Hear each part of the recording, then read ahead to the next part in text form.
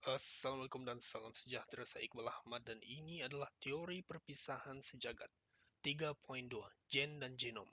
Dogma berkenaan gen adalah ianya sesuatu yang diwarisi secara turun-temurun, dan buktinya boleh dilihat dalam sebuah keluarga manusia apabila individu dalam keluarga terbabit berkongsi beberapa ciri fisikal yang sama antara satu sama lain, seperti ketinggian, warna kulit, warna mata, dan warna rambut. Bahkan wajah mereka juga hampir seiras. Teori pewarisan gen antara individu yang punya pertalian darah adalah sesuatu yang punya asas kukuh baik pada tahap fenotip maupun genotip. Namun, hasil kajian genetik telah berjaya mengenal pasti bahwa persamaan gen juga wujud antara berbagai organisme di bumi. Karena hal yang demikian, muncullah teori berkenaan kewujudan luka, nenek moyang sejagat terakhir, ataupun dalam bahasa Inggrisnya Last Universal Common Ancestor. Teori yang mencadangkan bahwa semua hidupan di bumi berkongsi asal-usul yang sama dan berevolusi daripada moyang yang sama. Namun, permasalahan timbul saat cuba mengaitkan kewujudan luka dengan kewujudan pelbagai gen yang menghasilkan kepelbagaian spesies, kewujudan gen dominan dan resesif, juga kewujudan gen pengawal yang tidak menghasilkan sebarang protein. Tunjang kepada teori di sebalik, setiap kajian genetik adalah apa yang dikenali sebagai DNA, di mana setiap individu mewarisi dan memiliki ciri atau susunan DNA yang unik yang hanya dimiliki oleh satu individu saja di atas muka bumi ini. Meski dalam case kembar seiras sekalipun, ciri DNA yang dimiliki oleh dua individu yang kelihatan serupa pada tahap fenotipnya akan tetap berbeza pada tahap genotip, melainkan individu tersebut adalah terlahir secara artifisial melalui cara pengklonan. Dalam konteks manusia yang membiak melalui hubungan seksual antara lelaki dan perempuan, keunikan ciri DNA setiap individu adalah sesuatu yang dimungkinkan melalui pewarisan kromosom masing-masing daripada ibu, 23 kromosom individu, dan daripada bapa juga 23 kromosom individu. Gabungan dua set kromosom tersebut kemudiannya mewariskan anak yang terlahir dengan 23 pasangan kromosom dalam setiap sel tubuhnya, ataupun 46 kromosom individu. Kumpulan kromosom daripada sel yang membentuk setiap tisu dan organ dalam tubuh manusia adalah apa yang dikenali sebagai genom pada hari ini. Sejak proyek genom manusia yang disempurnakan hampir 20 tahun lalu, teknologi mesin penjujukan DNA telah berkembang menjadi lebih efisien dan efektif. Seiringan dengan itu, banyak lagi organisme lain telah turut dijadikan subjek kajian genom oleh ahli genetik dan biologi. Antara signifikan kajian genom hidupan-hidupan lain adalah prospek perbandingan genom antar organisme, yang mana diharapkan dapat memberikan bukti lebih kukuh berkenaan proses evolusi yang dikaitkan kepada perkongsian satu moyang yang sama antara semua hidupan di atas muka bumi.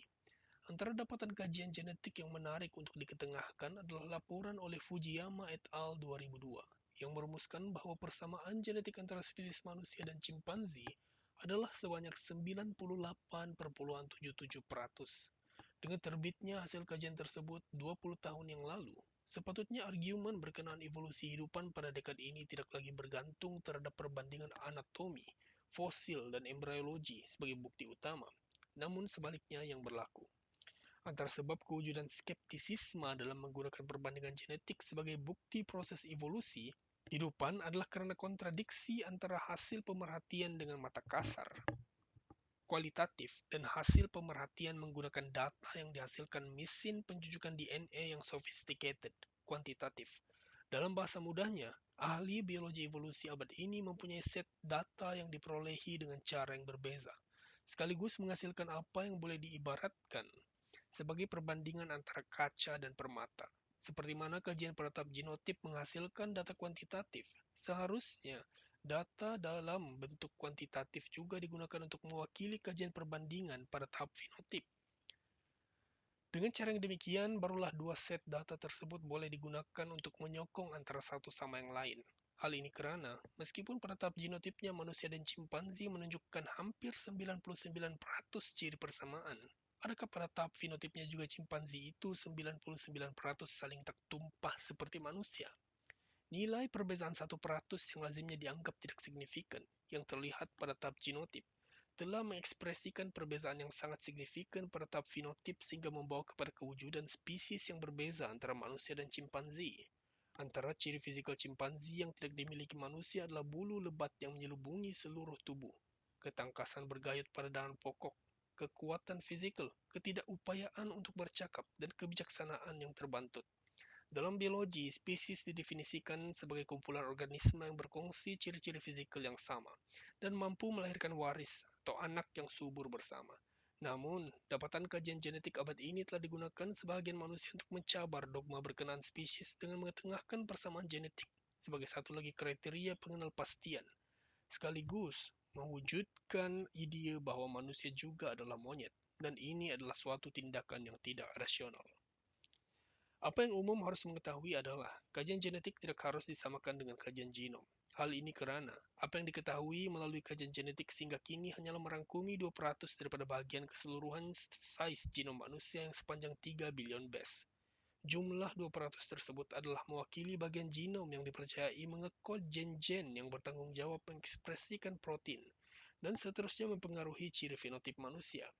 Baki 98% lagi pula adalah bagian genom yang terdiri daripada gen-gen yang berfungsi mengawal pengekspresian protein oleh bagian 2% berkenaan.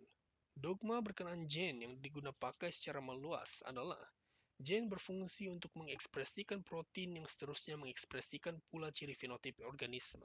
Namun penemuan lebih banyak, yakni 98% gen pengawal yang tidak mengekspresikan protein telah mencabar dogma tersebut. Genom adalah terbentuk oleh susunan gen, dan gen pula terbentuk oleh susunan DNA. Demikianlah secara mudah untuk memahami apa sebenarnya yang berlaku dalam kajian genetik. Dalam arti kata lain, dapatan kajian genetik hanya terhad kepada gen, atau secara spesifiknya 2% daripada keseluruhan gen. Oleh hal yang demikian, sehingga kini jumlah sebenar gen yang terkod dalam genom manusia masih lagi menggunakan nilai anggaran yang berlegar antara 19.000 hingga 22.000 gen. Sumber Parthia dan Salzberg 2010, Ezcurdia et al. 2014. Oleh itu, barangkali tidak salah untuk mengatakan bahwa pengetahuan manusia berkenaan genetik, khususnya berkenaan gen-gen yang menjadikan manusia itu manusia, masih lagi berada pada tahap fundamental. Namun, meski dengan pengetahuan yang serba sedikit ini pun, saintis yang gairah untuk menjadi peneraju penemuan saintifik baru telah menggegarkan dunia dengan cakap-cakap kononnya mereka boleh menambah baik genom manusia, mencipta spesies manusia yang lebih superior, sekaligus menjadikan diri mereka Tuhan. Namun, cakap-cakap sedemikian bukanlah sesuatu yang tidak berasas, melainkan sesuatu yang terlintas di pikiran dengan penciptaan teknik pengeditan gen di abad ini. Menggunakan teknik tersebut, secara teorinya penyakit genetik sama ada yang menyebabkan kecacatan ataupun kanser akan dapat dielakkan. Penciptaan vaksin dimungkinkan, malah penciptaan tanaman dan makanan, buah, sayur, dan daging, lebih berkhasiat dan tahan lama juga bukan lagi sesuatu yang asing pada hari ini. Ringkasnya, teknik pengeditan gen membolehkan segala ciri fenotip yang ingin diekspresikan dalam sesuatu organisme dikawal, sekaligus membawa proses evolusi manusia khasnya ke satu tahap baru. Tahap di mana evolusi bukan lagi dipacu faktor persekitaran, tetapi dipacu oleh kehendak manusia sendiri. Keadaan yang mencabar dogma berkenaan evolusi melalui seleksi natural tersebut telah mewujudkan apa yang dikenali sebagai proses evolusi melalui seleksi artificial. Satu-satunya penghalang kepada proses mengevolusikan manusia melalui seleksi artificial pada abad ini adalah kerana persetujuan masyarakat global bahwa tindakan tersebut adalah melanggar etika dan moral. Namun, andai suatu ketika nanti ianya tidak lagi dilihat sebagai sesuatu yang tidak beretika, nescaya ramai manusia akan memilih untuk memiliki gen yang terbaik, yang menjadikan otak lebih cerdas, otot lebih kuat, rupa lebih elok, bahkan tidak mustahil juga andai ada yang inginkan sayap untuk terbang.